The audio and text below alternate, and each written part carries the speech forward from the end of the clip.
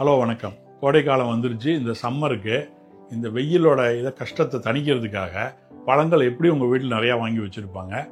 இந்த பழங்களை குறிப்பாக சர்க்கரை நோய் இருக்கிறவங்க எப்படி சாப்பிட்லாம், எவ்வளவு சாப்பிட்லாம், அது சர்க்கரை நோயை பாதிக்காமல் இருக்க முடியுமா, பாதிக்காமல் ஆரோக்கியமாக வச்சுக்கிறதுக்கு என்னென்ன பண்ணலான்னு இந்த வீடியோவில் பார்க்கலாம் வாங்க. இப்போ குறிப்பாக நம்ம பார்த்திங்கன்னா இந்த கோடை காலத்துக்குன்னு உகந்த பழங்கள்னு சில பழங்கள் தான் இந்த சீசனில் ஃப்ரெஷ்ஷாக நிறையா கிடைக்கும்.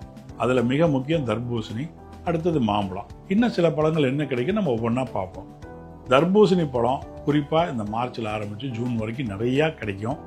இதில் மிக முக்கியமான நல்ல விஷயமே இது பழமாக சாப்பிட்றது கூடவே நீர்ச்சத்து அதிகரிக்குமானால நம்ம உடம்புல இருக்கிற நீர்ச்சத்து குறையாமல் ஹைட்ரேஷனை காப்பாற்றுறதுக்கு அது யூஸ் ஆகும். நிறையா பேர் நினைக்கிறாங்க தர்பூசணி சாப்பிடக்குள்ள சர்க்கரை ஏறும்னு நினைப்பாங்க. அப்படி கிடையாது.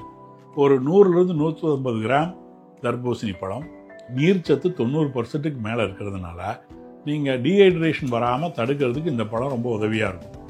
இது கூடவே இது சர்க்கரையை டக்குன்னு உயர்த்தி இறக்குனா கூட இதில் இருக்க கிளைசிமிக் லோடு அப்படின்னா என்னென்னா ஒரு 100 கிராம் சாப்பிடக்குள்ள எவ்வளோ சர்க்கரை ஏறும்னு நாங்கள் குறிக்கிற குறியீடு. அந்த கிளைசிமிக் லோடு கம்மியாக இருக்கிறதுனால ஆரோக்கியமான சர்க்கரையின் அளவு இருக்கிறப்போ 100லேருந்து 150 கிராம் நீங்கள் வாட்டர் மெலன் தர்பூசணி எடுத்தால் சர்க்கரை பாதிப்பு வராது. ஆனால் இது கூடவே நீங்கள் ரெகுலராக மருந்து, மாத்திரை, உணவு கட்டுப்பாடு, உடற்பயிற்சி பண்ணக்குள்ள தாராளமாக இந்த வெயில் காலத்திலிருந்து உங்கள் உடம்பை பாதுகாப்பாக வச்சுக்கிறது தர்பூசணி ரொம்ப யூஸ்ஃபுல்லாக இருக்கும். இதில் உப்பு சத்தும் தாதுக்களும் இருக்கிற பொட்டாசியம், சோடியம் இருக்கிறதுனால வேர்வை அதிகமாக சுரக்கிறப்ப வர அயற்சி, அசதி வராமல் தடுக்க முடியும். இப்போ இதே மாதிரி அடுத்தது மாம்பழம். மாம்பழம் கிங்ஸ் ஆஃப் ஆல் ஃப்ரூட்ஸ். நம்ம எல்லா பழங்களையும் பெஸ்ட்டு ராஜாவான பழம் மாம்பழம். குறிப்பாக இந்தியாவில் அது நிறைய வெரைட்டி, நல்ல ஆரோக்கியமான டேஸ்ட் உள்ளது மாம்பழம். யாருமே மாம்பழத்தை வேண்டான்னு சொல்ல மாட்டாங்க.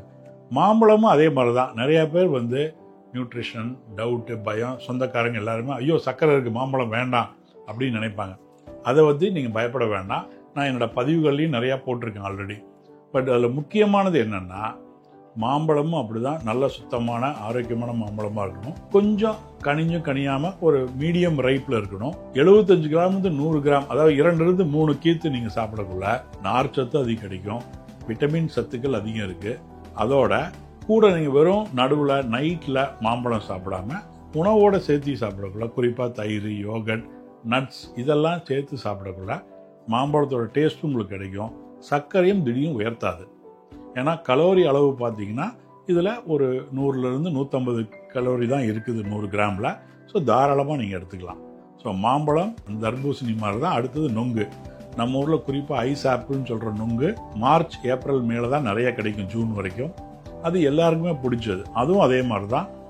சர்க்கரை நோய் இருக்கிறவங்க நல்ல கட்டுப்பாட்டில் இருக்கிறப்ப 2 அல்லது 3 சாப்பிட்றதுனால ஒன்றும் சுகரெல்லாம் ஏறாது. அதுலேயும் நீர்ச்சத்து அதிகம் இருக்குது. தாது சத்துக்களான பொட்டாசியம், சோடியம் இதெல்லாம் அதிகம் இருக்குது. உடலுக்கு ரொம்ப குளிர்ச்சி தரக்கூடியது. நொங்கு மாதிரியே அடுத்தது கொய்யாப்பழமும் அப்படிதான். நார் சத்து அதிகம், விட்டமின் சத்து அதிகம்.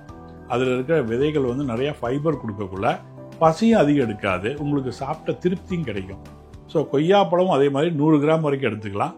அதிகபட்சம் 150 கிராம் எடுத்துக்கலாம். ஏன்னா கொய்யாப்பழத்தில் கிளைசிமிக் இண்டெக்ஸ் ரொம்ப குறைவாக இருக்கிறதுனால நீங்கள் 150 கிராம் வரைக்கும் கொய்யாப்பழம் எடுத்துக்கிறப்போ சர்க்கரையின் அளவு ரொம்ப உயராது. வாட்டர் மெலன், மாம்பழம், நொங்கு, கொய்யாப்பழம் மாதிரி தான். மஸ்க் மெலனும் சம்மரில் மிக அதிகமாக கிடைக்கும். ஸோ இது நீங்கள் எடுத்துக்கிறப்போ நம்ம உடம்புல இருக்கிற நீர்ச்சத்து வெளியே போகிறத நம்ம உடனே ரீப்ளேஸ் பண்ண முடியும். சோர்வு வராது. உடம்புல இருக்கிற உறுப்புகள் ஆரோக்கியமாக வேலை செய்யும். மஸ்க் மெலனும் வாட்டர் மெலனும் ஒரே மாதிரி அளவு தான். 100லேருந்து 150 கிராம் எடுத்துக்கலாம். முடிஞ்ச வரைக்கும் தர்பூசணியும் மஸ்க் மெலன் அப்படிங்கிற முலாம்பழமும் ஜூஸாக எடுத்துக்க வேண்டாம். ஏன்னா ஜூஸாக எடுக்கிறப்போ அதில் இருக்கிற நார்ச்சத்து ரொம்ப குறைஞ்சு உடனே சர்க்கரையை உயர்த்தும். ஸோ நீங்கள் பழங்களாக நிதானமாக மென்று சாப்பிடக்குள்ள சர்க்கரையின் அளவு சீராக தான் இருக்க முடியும், ரொம்ப பாதிக்காது. அதே மாதிரி இந்த முலாம்பழம் இருக்கிற சுகர் நிறையா போட்டு அது வெல்லமோ நாட்டு சர்க்கரையோ இல்லை ஒயிட் சுகரோ தயவு செஞ்சு ஆட் பண்ணி சாப்பிடாதீங்க.